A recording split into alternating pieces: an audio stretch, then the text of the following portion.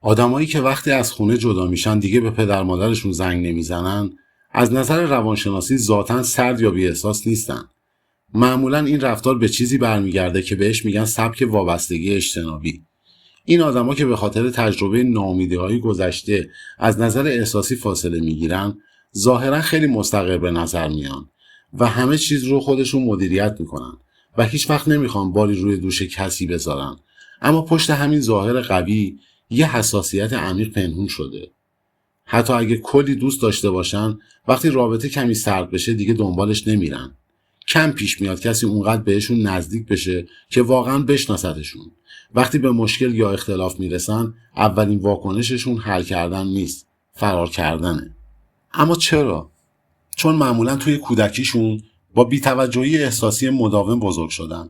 چیزهایی مثل انتقاد دائمی، نبودن محبت و یا حتی آزار روانی.